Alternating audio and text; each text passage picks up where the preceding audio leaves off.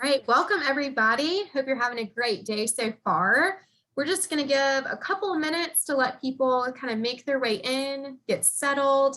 Maybe you have your lunch or still drinking coffee, whatever you prefer, grab it and we will get started in just 1 or 2 minutes.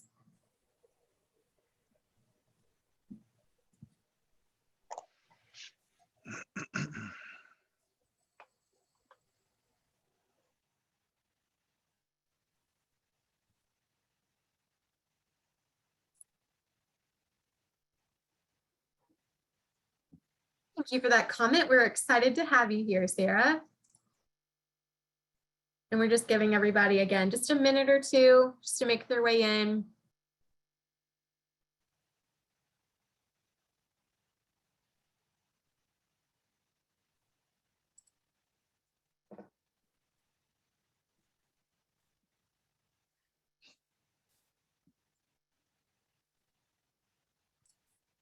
All right, well, we have a lot to cover today. So I think we're just going to go ahead and get started and people can kind of join as they wish. So good afternoon, everyone, and welcome. We are so excited to be discussing this topic today. And thank you to our presenting sponsors here, Credit Suisse. So we are going to be discussing debunking the myths of recruiting, key insights for the job seeker. So we have an amazing group of panelists here with us today. I'm Anna Valegia. I am the Director of Career Services for the NC State Alumni Association, and I will be moderating the conversation. So just wanted to start off with a couple of quick housekeeping items. So the session is being recorded and everyone who registered will get the recording via email either the end of the day today or tomorrow, but definitely before the end of the week. If you have any questions at all, please feel free to use the Q&A function at the bottom of the screen. I will say we had a lot of amazing questions come through on your registration form. So I have a lot of those that we're going to be starting with, and I hope to get through as many as possible, but feel free, if something strikes you, please put it in the chat. And like I said, we'll get through as many as possible. So we're going to go ahead and just get started. We have a lot of really great questions to cover, and these panelists are anxious and ready to kind of share their expertise and knowledge. And I'm excited to hear from everyone today. So as we get started, I'm going to ask that each panelist just tell us their name. You can see where they're from, it's beside their name, and then just a little bit about their role. And I'm going to go ahead and ask a question to get us started. So one of the things that I kept seeing over and over again was, what job boards or sites are most often used by your company? So we're going to kick it off to Neil, and he's going to get us started today. Thank you all for being here. Thanks, Anna. Appreciate it. Hi, everybody. Neil Jefferson, America's recruitment lead for Credit Suisse. Been with the organization right at 3 years, been in the business for 27. And from a job board standpoint for us, I think primarily if external external boards, if you will, LinkedIn is primary, Indeed is probably secondary, but certainly we try to drive as much traffic to our website as we possibly can to use our company website. But just the number one overall is probably LinkedIn for us. Happy to be here. Thanks. Wonderful. Thank you. All right, Whitney, what about you? Hi, everyone. Thank you so much for joining, and thank you for having me here. So as Anna mentioned, my name is Whitney Joyner. I am a recruiter at IQVIA, which is a clinical research organization. We specialize in clinical trials. So most recently, COVID-19, as we all know. I have been in the talent acquisition space for about 10 years since graduating from NC State in 2012. And in terms of platforms that we utilize, I would definitely have to piggyback off for Neil, 100% LinkedIn for sure. And then we also do encourage our candidates to visit our career page at IQVIA.com as well. Thank you. Happy to be here. Well, thank you so much. Morgan, welcome. Thank you. So hi, everyone. I'm Morgan Salziano. I currently work for Red Hat, and I started there in talent acquisition and then recently moved into our IT organization as an IT workforce enablement program manager. So my key areas of focus in this role are around things like career development, hiring manager enablement, rewards and recognition, retention, But I am so excited to be here today and share best practices with you all and answer questions. And I will agree, we also primarily use LinkedIn, and we get a lot of traffic to our Red Hat job site as well. Well, last but certainly not least, Austin. Hey everybody, my name is Austin Westbrook. I currently work for Deloitte. I'm a senior recruiter over there that supports their cyber and strategic risk organization. I would have to agree with everybody. One of our primary sources for driving new candidates is through LinkedIn. However, we encourage everybody to go directly to our website to find more additional positions and other roles that might not be published on there, and really try to drive applicants through that way as well. Thanks for having me. Wonderful. All right. Well, thank you all for those introductions, and we're just going to keep on going through the questions. So one of the main questions that I know that I get in my role, and then that just kept appearing on the registration questions, was, why does it seem like I'm not getting any responses to my job application? So I know you all mentioned LinkedIn, your actual company website, but people aren't hearing from you. So what is that about? I guess we'll go ahead and start with Austin for this question. Yeah, so I would say, the most important thing is to really help differentiate your resume. And, that's gonna be the biggest piece. It's a very competitive market, especially in the IT field, is what I mainly support and hire for. So it's really just trying to, stand out on your resume. And then also just the power of networking too as well. For Deloitte, at least, we get, between 100 and 300 applicants per position. So it's kind of hard to go through all the resumes, but if you can find a way through networking internally to help, get somebody to encourage you to, or, maybe reach out to the hiring manager or somebody on the team to help maybe try to put in a good word for you, that can really help you stand out and maybe get a response for a recruiter or a hiring manager in general. But it's really just, also to working on your resume to help maybe try to mirror what the job description is, or try to maybe put in, and put it in writing on maybe how you maybe overcome the certain business challenge that the job is looking for, et cetera. And that's going to really maybe try to help you get a response and compete with other applicants. So that's my viewpoint on that. Well, and I think too, just a quick question that any of you can answer, but I mean, if you're using LinkedIn, Indeed, your company website, does it matter which source you use to actually start applying? Or, does it really not matter? Like the LinkedIn person is going to look the same as the person applying directly to the website. Does anyone want to tackle that part of it? Yeah, the tools they have today, they're going to parse directly into the applicant tracking system. We pay extra to have that, so it's a good benefit to be able to see. It does show that source of hire. You also have the ability to kind of manually edit that in most applicant tracking systems to make sure that it pulls correctly. And I can tell you, just to be truthful on that, because we've had in the past where people have said, I saw this advertising in the Wall Street Journal because we're a bank.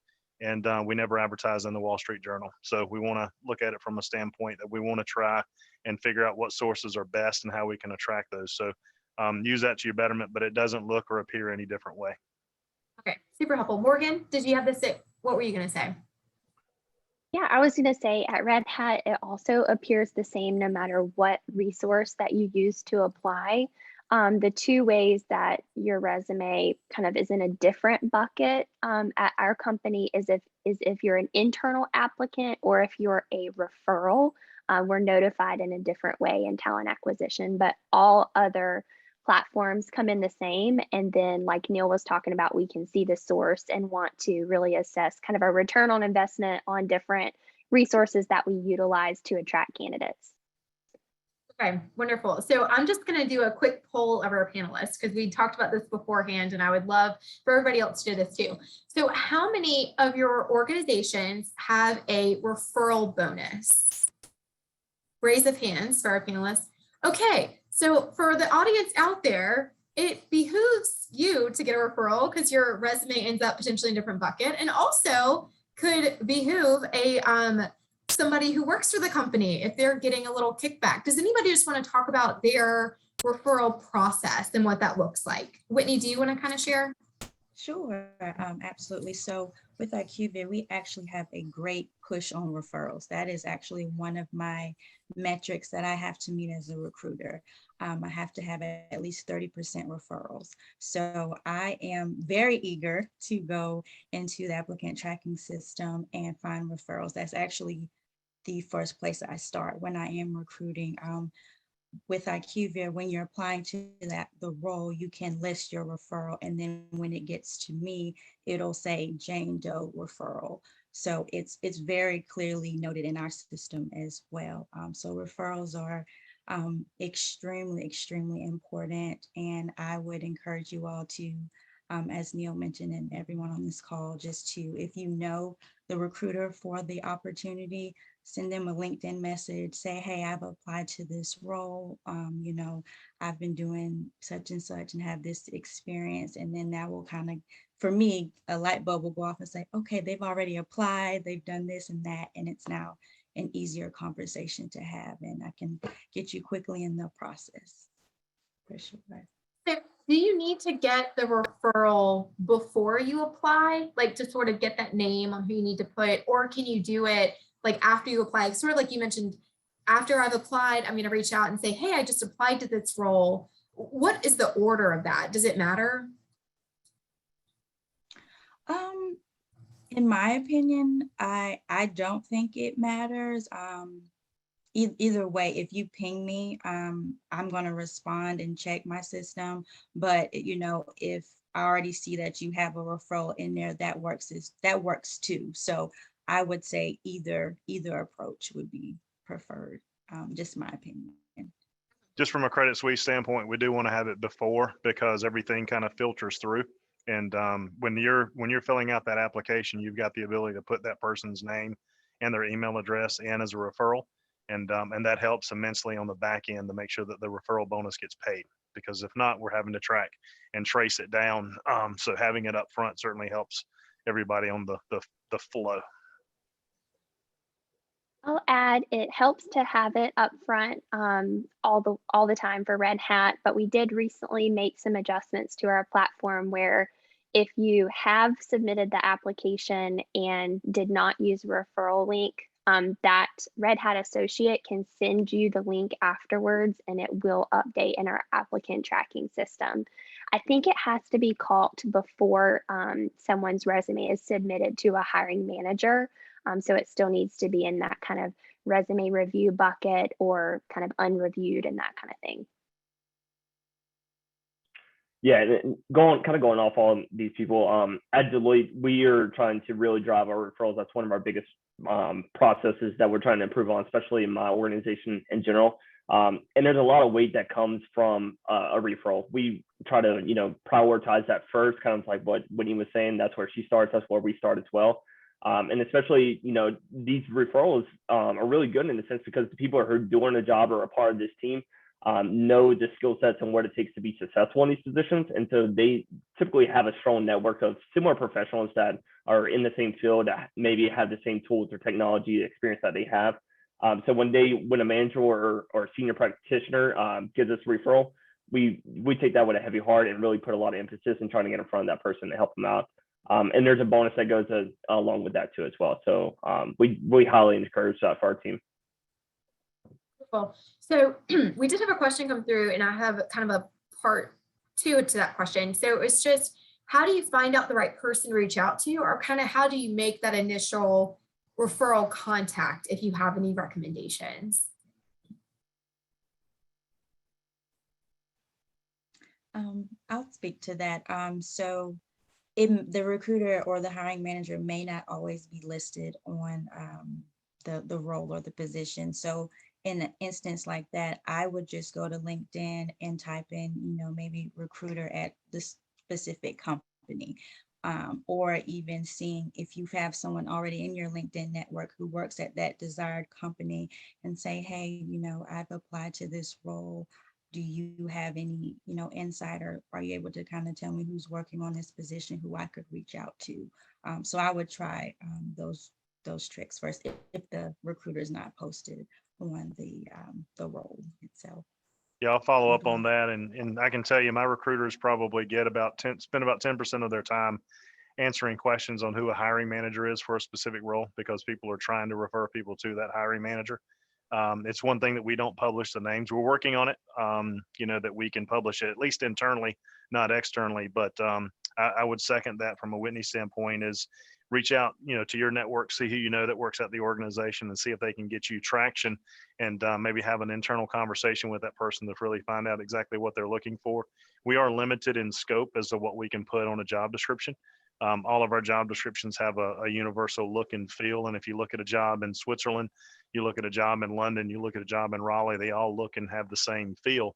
So that job description is a template, and it doesn't really tell the full story. So if you can have that hiring manager give you a 30, 60-second overview, or their internal colleague use that from a standpoint of what exactly they're looking for, that referrer can go back to the referee and have that conversation and discussion. And you can tweak that resume and mirror it, like Austin was saying earlier.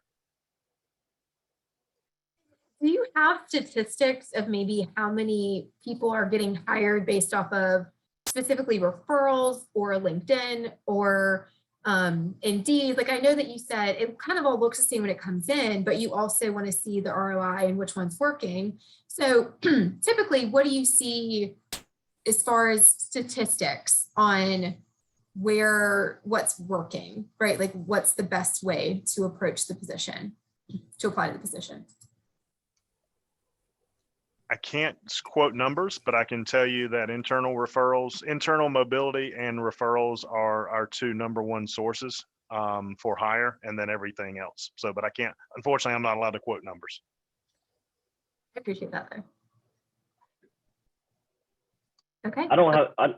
I was going to say, I don't have a number off the top of my head for Deloitte. However, when I worked for Tech Systems in the agency role, when referrals came in, it was a lot higher percentage of the person to be hired coming from a referral. I want to say it was, at one point, it was like 85% is all the referrals that came in.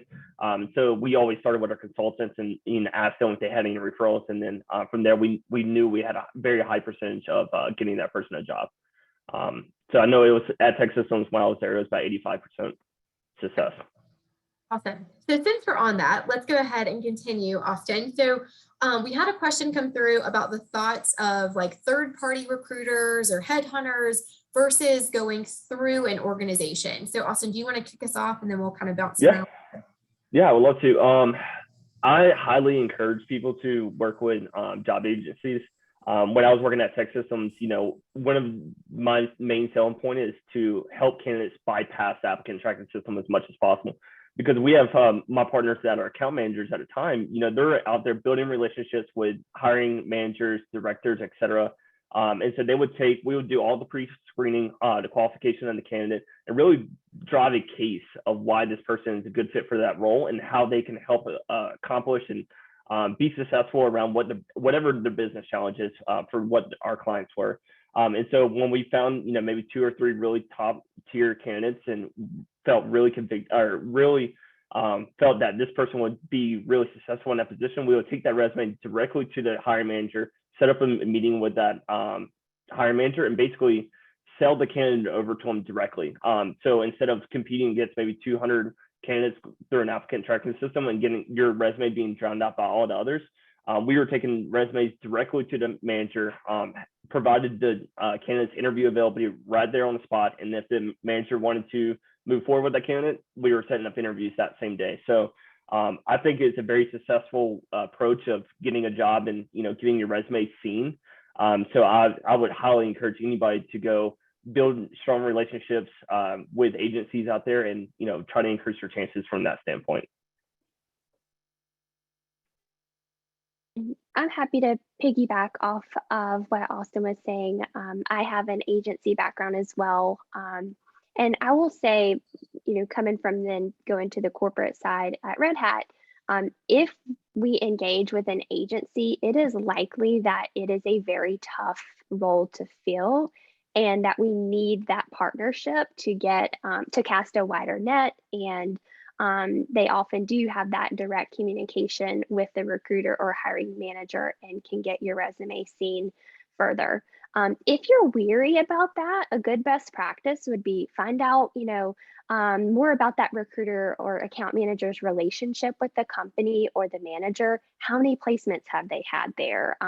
Do they have direct communication? What's the process? If they're knowledgeable about the process, if they can speak to the interview process and they know about like what's the next step and when can we get feedback and that kind of thing, then they probably, have a good relationship there and they're knowledgeable rather than just slinging your resume and hoping to hear back because you have a good resume.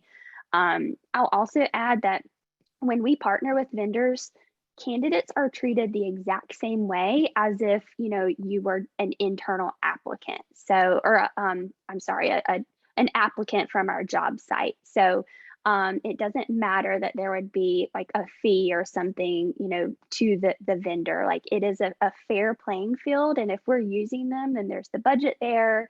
No worries on that. So I definitely encourage that. And then if it's a contract opportunity, that's a great foot in the door opportunity at a company. I can say I personally started as a contractor at Red Hat and, obviously have been able to be converted and spent several years here after that. So I think the only con that I would mention and just make sure that you're aware of is sometimes there are specific time periods that a agency would need to quote represent you, after your resume is submitted to an organization. It's usually around like 3 to 6 months or something like that, where if you were considered for other opportunities after submitting your resume, then they would need to represent you for those at that company.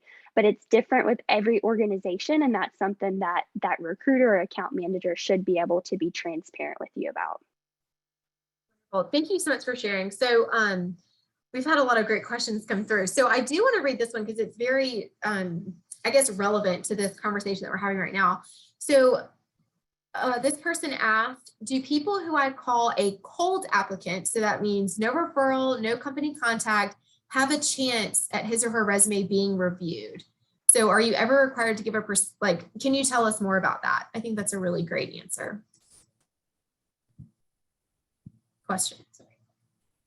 So cold applicants, do they stand a chance? Who wants to tackle that one? Absolutely, 100%. Definitely stand a chance. I know we've spent a lot of time talking about referrals because that was a lot of the questions that you all submitted. But we hire people all the time who, just applied through the website or through LinkedIn or another resource. I think that's when you want to make yourself stand out. So like we've talked about several times already, tailor your resume, be clear and concise, use data, highlight your strengths, no spelling or grammar mistakes, huge pet peeve for managers, recruiters, etc. Take the time to really look through it.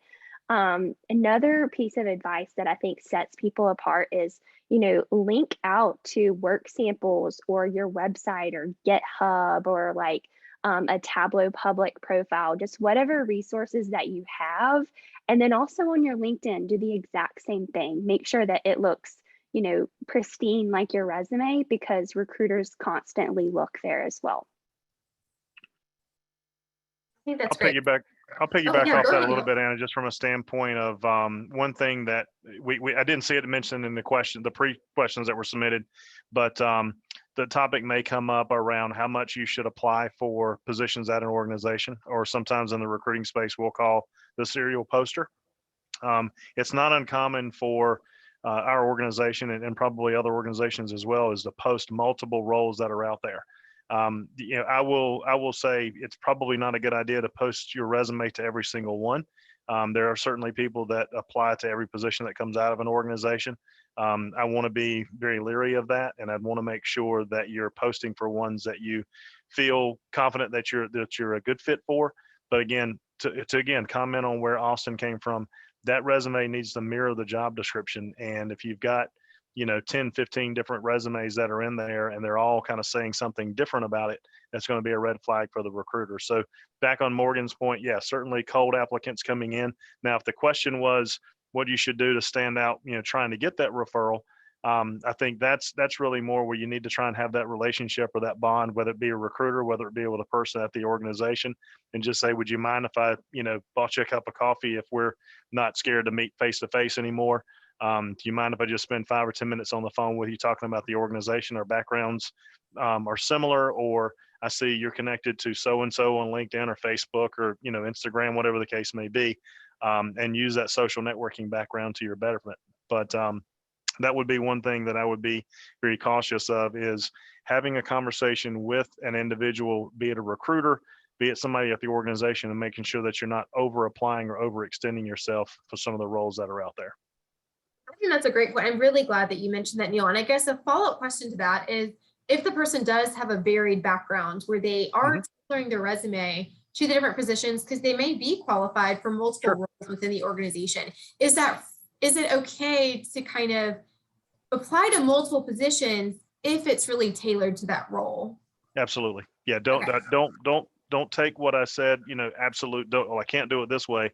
I want to make sure that if the job descriptions are out there and they are, unique, different, vastly different, whatever the case may be, but your background actually marries that, then go for it. Absolutely. I want to make sure that people feel they're not being pigeonholed or stuck into one position, or they've only applied for one job and that's the only thing they'll be considered for.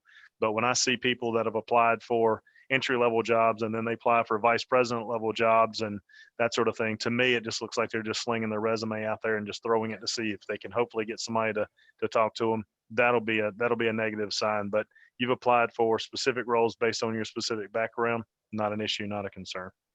Wonderful. So I do want to try to talk a little bit about resumes, because that was definitely something that we had a lot of people ask questions about. And so I know, because I've seen it recently, one of the most popular formats that people are wanting to use is the column resume with a couple of colors, with a picture and all of these. It looks beautiful, I'm not going to lie, but how is that perceived from your company's perspective with applicant tracking systems, and just whether or not they're getting through? Please talk about that. Whoever is willing. I'll jump in. I'll jump in for just a second. I can tell you, it does throw our format into a frenzy. The boxes, the labels, things start, coming in, and what should have been first is now last, and what should have been in the middle is actually at the beginning of your resume. I don't think it's an issue with having a standard kind of text, just a plain resume that you're going to use to apply to an ATS, an applicant tracking system. And then when that recruiter reaches out, hiring manager, administrator at the company reaches out, send them the nicer looking resume, the one that you're more proud of. When you go to a face-to-face job fair, we're starting to see more and more of those. I know NC State's coming up. Nice little plug for you there, Anna. We can use those, to put in front of people, but they do not scan well. They do not work very well. So I would have both of those, and let the recruiter know that you're savvy enough to know that here's my nice looking resume, but here's the one that's ATS friendly, and have both of those kind of back to back. Well, I think usually a PDF works best on a lot of ATS systems. I know at Red Hat that's usually the case. yeah, I know ATS does not love tables, a lot of columns, unless there's some bullet points differentiating, and there's just a lot of things that the computer just can't read very well. So definitely a more conservative approach may be better for some of the resumes. Any other kind of best practices with resumes that you've seen that have maybe stood out to you? I mean, I would say the standard format that I really enjoy just seeing it, and it's just easy to the eye when I'm like reading it. Have the objective summary at the top, and maybe tools, technologies below, and then have your work experience in order, and then education at the bottom, and then certifications that are relevant to the job. I mean, that's just kind of like a standard approach that it's easy to read. So when I'm reading the objective of what they're going for, the tools and technology, so it's quickly to kind of just see if they have the technical skills, and then work experience down below with education and certifications down there in the bottom. I think that's just a pretty standard format. +1 to all of that, and then using bullet points. I think it really helps you be clear and concise. And then where you can use data, so how you have been able to automate something or save the company money, or I don't know, time, all kinds of things like that. Anytime you can use numbers and show how you've been able to make an impact, I think that's important. Yeah, I think the And chronological, sorry, Whitney, go ahead. oh no, I'm so sorry, Neil. I didn't No, mean to cut after you. off. After you. Just in addition to that, I'm not sure if we're going to discuss it, but just in terms of formatting, you also want to make sure that your resume is concise and not too many pages long. I know we've always heard, resume should be 1 page, right? I even think Hillary Clinton's resume is 1 page, which I don't know how, but that's wonderful. But I also wouldn't rule that out too. I've gotten resumes that were 15 pages, and although the work experience was great, I just don't have all that time to kind of go through all the resume. I mean, all those pages. So I would make sure that your resume is as concise as possible, and please spell check. I know that sounds, like a duh, but I can't tell you how many times I have wanted to present a candidate to a hiring manager, but could not, just because of, some grammar mistakes or just any misspellings. And my hiring managers are very, very nitpicky. So even if you've got wonderful, stellar experience, just want to make sure that those resumes are grammatically correct. So just wanted to add. Yeah, I think from what Austin was mentioning, just a chronological resume is ideal. When it starts to get creative, recruiters start to look at it and say, okay, are they hiding something? So try to speak to gaps in the resume. If you've taken some time off, that's fine. I mean, if you want to get creative in what you put in that gap of how you continued to learn or continuous learning that you've been doing and that sort of thing, that's fine as well. But when there's something that's missing, it causes the recruiter to just kind of sit back, or the manager to sit back and wonder or ponder why that's the case. So just be upfront and honest about that. And I think everybody's heard the statistic, how long does a recruiter spend looking at a resume? The new number is 7 seconds. It used to be 6 seconds. So we are spending a little bit more time on it. But it was also, it started out at 15, and there was at one time it was 22. So now it's down to 7. So that kind of gives you an idea that resume really needs to hit the buzzwords. And oftentimes people that are reviewing your resumes, they're not experts in that particular space. Whitney comes from IQVIA in the clinical trial space. She hasn't talked about anything about her previous background about actually being a clinical trial, specialist or something like that. So I don't know if that's her background or not, but I'm just kind of calling her out. But there may be terms or words that are used in that particular space that we may not know. We're using a job description. We're acting as an agent, if you will, of the hiring manager. And we're looking for those keywords. We're looking for things that stand out based on those conversations with the hiring manager of what they were specifically looking for.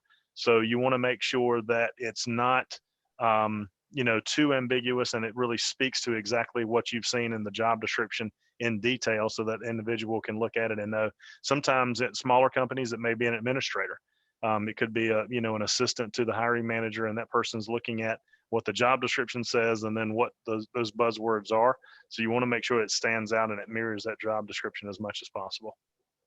Yeah, so let's talk a little bit very quickly just about the gap in the resume, because I think that is why some people choose to use more of a functional style, which basically just means that they're just putting the job function and then not highlighting as much of the chronological piece, because the dates don't necessarily align, or there might be some confusion. So, there's some people who might take a short gap, maybe COVID, right? 2 years, and it's like time got away. Some people take, and it's more intentional.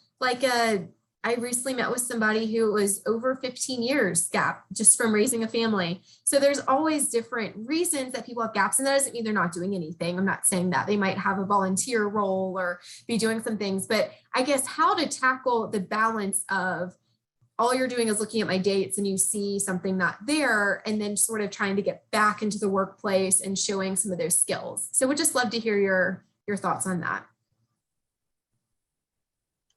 So I'll jump in on some of those. We use a couple of different programs out there, and we've talked about it as a group, the returnship, especially somebody that's trying to re-enter the workforce. We do a lot of that. I think a lot of companies do. There's actually some companies that specialize in actually preparing people for those returnships, almost from an agency standpoint. The reason I mentioned the fact of being, upfront and honest about that is it causes a lot of questions. And my analogy is you want to make it to the yes pile. There's a yes, there's a no, there's a maybe. And the two areas you don't want to be on a recruiter pile or in that no or the maybe, because if the yeses fill up and you've got plenty of candidates to kind of choose from, you may not get that second look. So it's always better to kind of disclose that and to kind of be upfront about that. So that, again, not saying that somebody's trying to hide something, but I'm trying to not necessarily call that out or put it kind of behind the scenes. To your point, Anna, I like the idea of being able to showcase and share. Well, here's what I've been doing. Here's how I'm keeping my skills up. I learned Microsoft Project. I'm doing, Brio, or I'm doing, this volunteer work. One thing I can tell you is I've never looked at a resume and I've looked at a person's job and asked them if they got paid for that. So I always ask people to put any type of volunteer work listed as a job. And even if it's doing something at home or you're doing something for the SPCA or whatever the case may be, you're doing it from a standpoint of one, benefiting another entity, but you're also using it as a learning experience. Whether you're a bookkeeper, for a person's small business, you're doing some HTML to help a friend's website who's a dog walker. Like I said before, I've never asked anybody, is that a full-time job? Did you get paid for doing that? I asked them, tell me about your experience and your expertise. And I've had a lot of people that have actually been able to better themselves and get better jobs with basically those volunteer opportunities, using that as leverage to get into something else. And then I know Whitney was talking about the length, so I appreciate that. Thank you, Whitney. Also, I guess I do want to ask just about how far back to go. So a question that we have gotten kind of repeated or a few times coming through is about ageism. And I think part of that comes from what year did you graduate, how you've been working, since the early 80s, and some of that's reflected on the resume. And so I guess kind of the fine line of like showing your experience, but do you need to, how far back should you go? And then maybe that's kind of part one. And then part two is maybe some of the ageism side, because I do feel like it feeds together. So just wanted to throw that to the group too. Go ahead, Morgan. Yeah, I can take that one. I think a good rule of thumb is going back about 10 years or so, and really focusing again on those relevant skills and tailoring your resume, like we've all mentioned 100 times, but it's so important.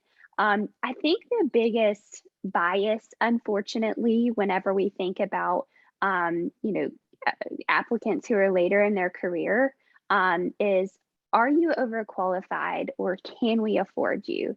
And so being specific with your intentions and what's important to you, calling out your experience level, but really like what you are looking for in that next opportunity. There's a lot of people that want to do career changes, or they've been in leadership and they want to be an individual contributor. I think it's really about how you tell that story and showcase it. And just, again, being concise and trying to reveal that information on your resume or later stages if you get to an interview. But yeah. Thank you for sharing. Does anybody else want to touch on the ageism piece?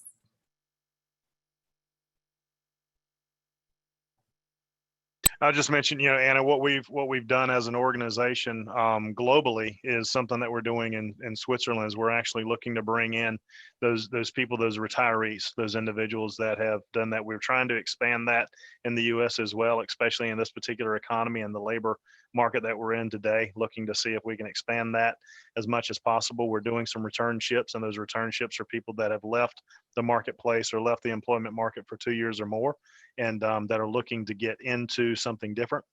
It's almost an internship, but the good thing is it uses that as leverage, that you can use that as a resume builder. And oftentimes I can't quote a number or a percentage, but a high percentage of those actually turn into full-time employees after that returnship or that internship has kind of ended. So it's a great way to be able to look for that. So look out for those types of opportunities. Again, I'll agree with Morgan from a standpoint, you don't need to put, dates on a resume from a standpoint of when you graduated college, when you started your career. 10 years, 15 years, especially if you're a senior individual. I don't think there's any issues or concerns with not listing every single job you've had since, 80, 85, 90, whatever the case may be. Okay. Wonderful. So we've had a few questions, and I just want to thank everyone for these questions that are coming through. We've had some through chat, through Q&A. It is building up, so I'm definitely trying to get through as many as possible, but I do appreciate the engagement and everyone just having some really great questions. So one that I've seen that's sort of a trend now is really your opinion of posting hiring ranges for salaries. So the transparency of salaries being listed on the job posting. So I'm going to shoot this to Neil because he was talking about it before we started, and then we can kind of go to anybody else who wants to chime in. So what we've seen actually out of New York is it's actually now going to be a law. And I think it's May 15th when it takes effect, and it's the pay transparency law. And what you often see is sometimes these things that start in other states, specifically in New York or California, whatever the case may be, the other states will soon adopt those. There's a pay equity law where we no longer can ask what somebody is making in their current job.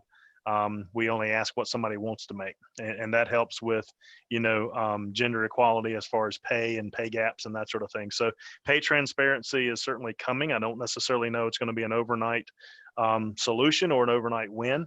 We're still trying to balance out how we're going to do that, but I do agree. I think that's helpful because people that apply for roles, when you know what the range is, you now know that you're qualified or you're not qualified, or it's a stretch or it's a step down, whatever the case may be. But from a recruiting standpoint, it's beneficial. I can highlight and encourage, it's okay to have those conversations with the recruiter and to kind of give them a range. I will often ask, what are you looking for? And I'll qualify it in the very beginning. I said, I'm not looking to pin you down, and I'm not looking to qualify or disqualify. What I want them to do is make sure we're in the right ballpark, because I've had people that have been way over a range, a ridiculous amount over, and what we were willing to pay. And it was something that it kind of helped kind of steer our conversation down the right path. I'm never looking to say, okay, well, this position is going to pay 50 and you're 70, you're completely out.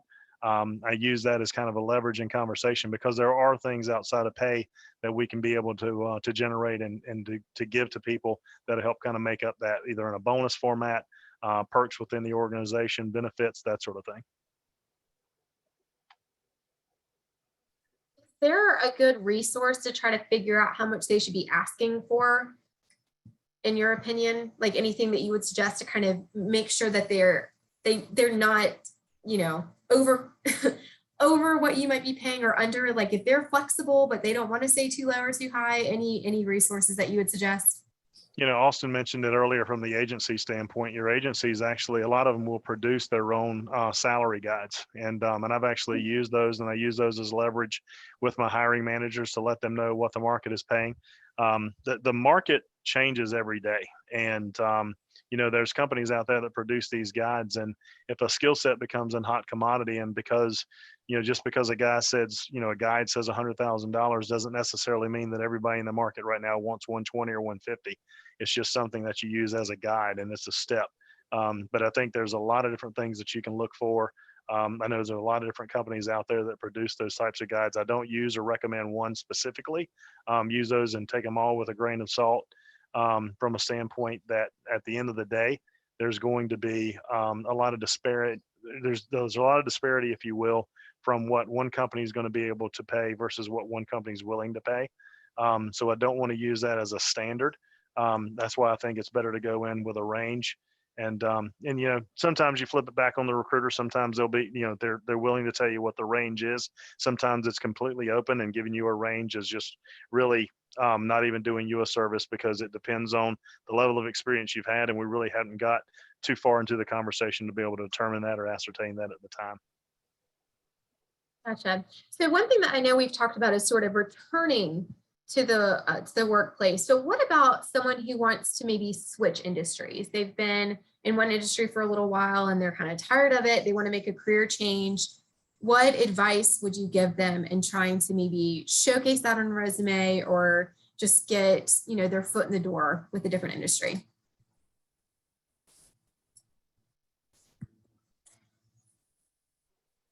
I'll take part of that. So I touched on it earlier, from a standpoint of looking to see what you can do as far as volunteerism. You can also look to see if you can volunteer with some boards and stuff to be able to get in front of people that might have that same type of background or experience. And then use that, kids' soccer games and softball games. You always want to figure out where people are and what they're doing. But also you can pick people's brains from a standpoint of saying, hey, let me go, grab a cup of coffee with you. I want to figure out what your job is, how did you get to where you are, and those sort of things, and really see if that's something that you want to do. Being able to help somebody volunteer at an organization so that you can start to get that experience and really figure out if that's something that you want to do, long term versus, just kind of, hey, it sounds like a good idea and my friends told me I'd be really good at it. But you want to make sure that there'll be something that you want to do in the long run. I think that's where a lot of recruiters are skeptical. A lot of hiring managers may be skeptical is, yeah, it's your first time, but what have you done, proactively to be able to see if you can be successful in that or want to do that. And that's where, Austin kind of touched on earlier, is on the contracting space. You may very well have to start at the very bottom or close to the bottom. You might not be able to generate the same type of salary for yourself, but if you can get a contracting role, that contracting opportunity is a good way to be able to go, because the recruiter is going to tell you exactly what it's going to pay on an hourly basis. Then you can, use that to go in there and try it for 3 months or 6 months and see if that's something long-term that you would want to do. Whitney. I think those are definitely great advice that Neil provided. I would also say taking the initiative to possibly gain some additional certifications. I believe Google, sometimes they offer different free certifications that you can complete as well and add those to your resume for sure. So I know when I'm looking for someone who is trying to transition into the clinical research space, maybe they don't come from that background initially. I'm always looking to see, well, what have you done to kind of prepare yourself and make sure you've gotten some additional insight into what this industry looks like and what you may be taking on in a new role. So I would definitely say free certifications, if you can find those. I'd like to add a little comment as well. I think don't forget about internal opportunities at your current organization as well. Stretch assignments and job shadowing. That is a really awesome way to take advantage of getting exposure to another kind of department or skill set at your current employer. At Red Hat, we have something called OPT, which is organization, passion, and talent. And you really have this conversation with your manager about like, what's kind of the business need, and then what are your interests, and then what are your strengths, and kind of pairing that together to figure out like where you operate the best. And I think it's a really good way to reflect on like what you want to do and pull out those strengths that you want to utilize in a new role. And oftentimes they're transferable in other, departments and that kind of thing. And then there's a lot of free like networks like WIT Network, Women on IT. There's places that you can connect with other professionals and just network and learn about the industry. I think is super helpful to just get to know people and expand your network and get in front of as many people as you can. Austin, did you want to add anything to that? I know you were unmuted at one point. Yeah. I was going to say, for a real life example, I'm currently working with a guy who's been in the Department of Defense for the past 7 years. And now he's looking to get into the commercial space, which can be, a hard transition, just dealing with the type of the people that you work with, your stakeholders, et cetera.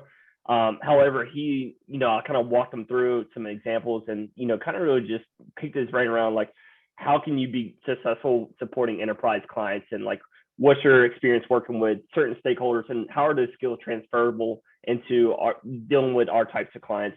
And he was really able to paint a big picture. And then also he knew somebody within our company that I also connected with as the recruiter to really just get his perspective. And now we're working together to find him a place here in my company so he can move out of the government space and start working with some of our commercial clients. And he was just he didn't want to get pigeonholed in the government space for the rest of his career. So that's why this transition is tough.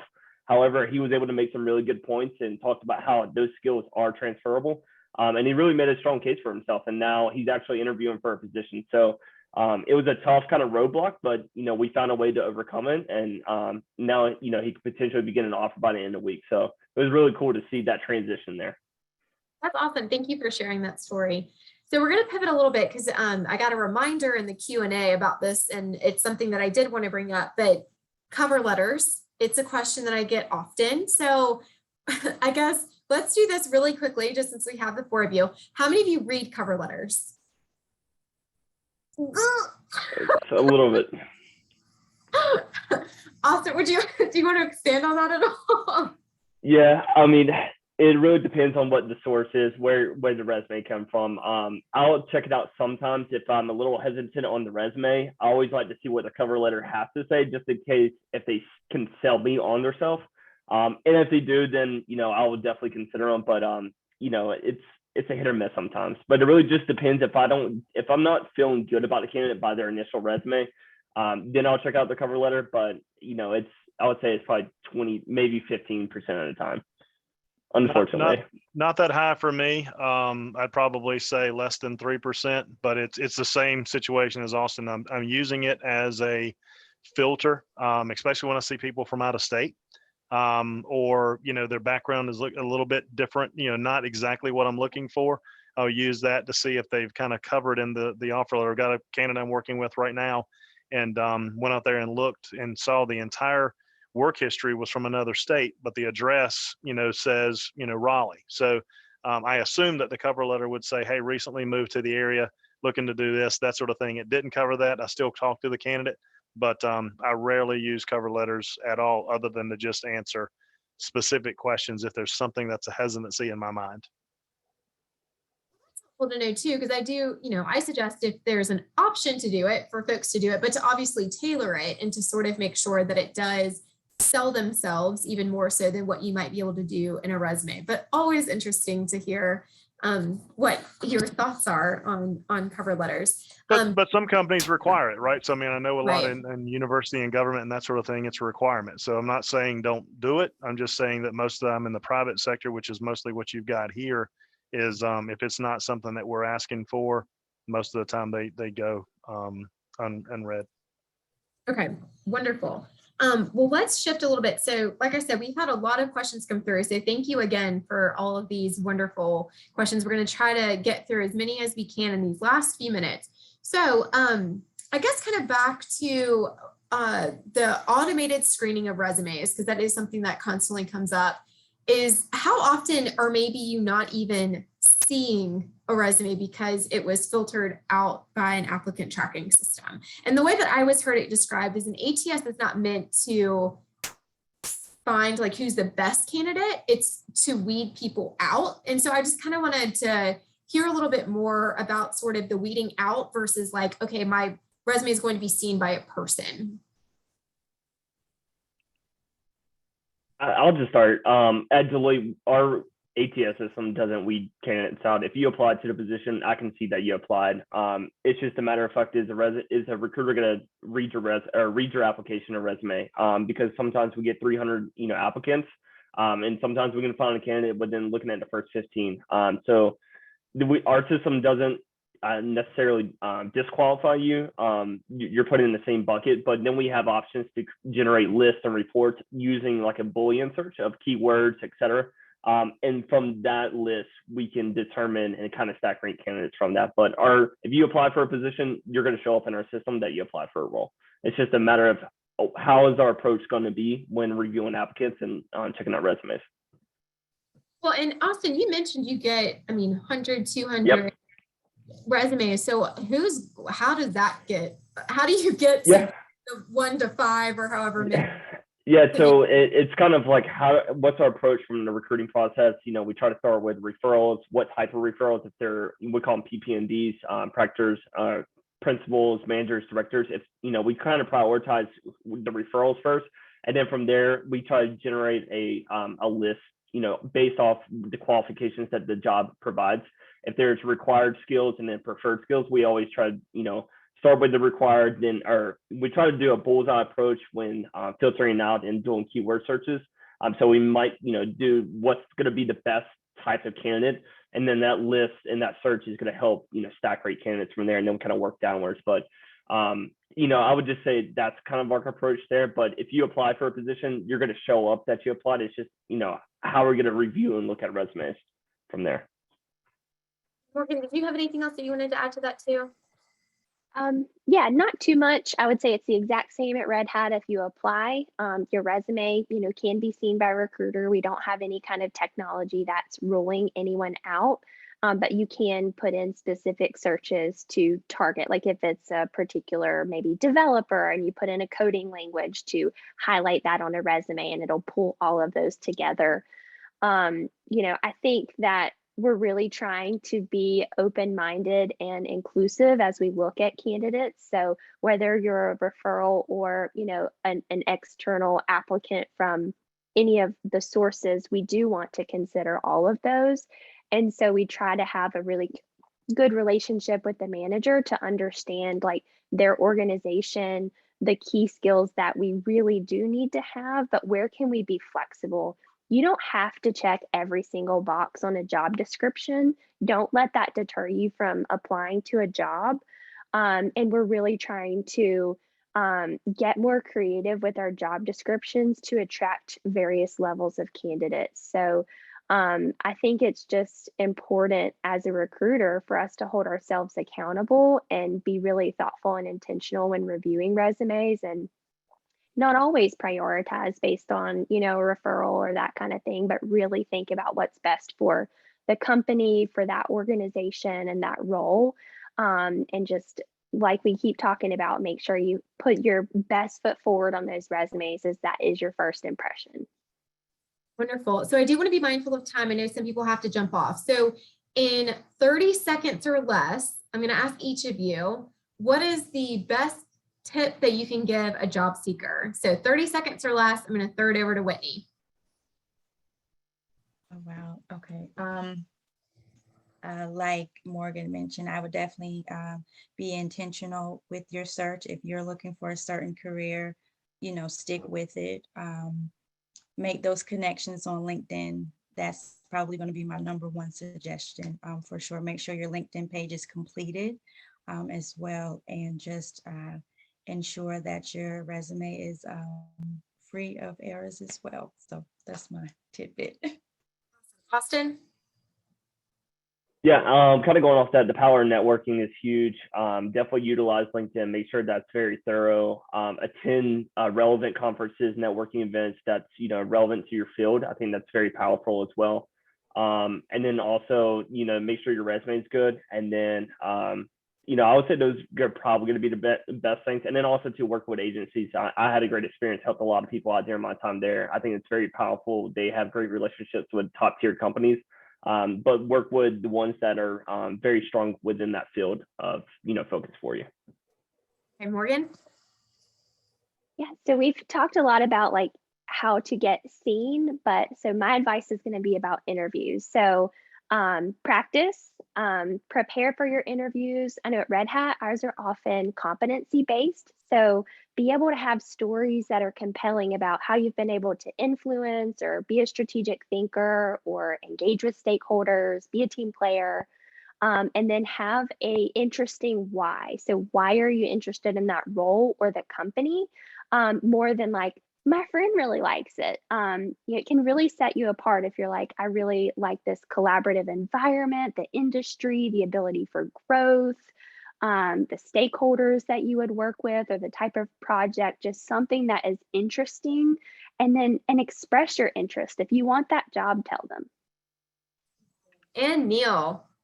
Last but not least, I think from my standpoint, I'll just sum it up in one word and I'll explain. It's research. Is know the company you're applying to, be able to answer some of those questions. To Morgan's point, hiring managers want to say, why are you interested in working here? Recruiters want to know what the drive is. Know something about the organization. I can tell you, I spend a lot of time on the phone every day asking people, what about the organization excites you or makes you want to work here? And oftentimes I get crickets. So know about the organization, know what we're up against, know the challenges in our marketplace. I'm not saying, back in 1976, you guys did this and I thought that was really cool. I'm just saying, know kind of some current events, know what the organization is all about. And you can get that on the first or second page of the website. Wonderful. Well, thank you all so much. I have enjoyed it. And I know we are really at the hour, so I want to be respectful of everybody's time. But thank you so much to our wonderful group of panelists. I know I learned a lot and we've gotten some great feedback from the folks attending. So I really appreciate everyone being here. I do want to let you know that the 2022 Alumni Career Fair presented by Credit Suisse is right around the corner. It's on May 10th. That is a way to actually see people in person. So we've been talking a lot and pretty much everything about applying online. If you want to actually see people, talk to them, please join us in Reynolds Coliseum from 11 to 3 on May 10th. And if you have any questions, I know some of you had some very specific things that you wanted to ask about, feel free to shoot me an email. Everyone will be getting a follow-up email with the recording of this event, with the details about the career fair. So if you do have some specific questions, please feel free to reach out. I apologize for not getting to everyone's questions, but I do appreciate all of the wonderful things that came through, and hopefully you got a lot of great information today. I know I did. So thank you so much. Hope you have a wonderful day and go Pack. Thanks, everybody. Bye.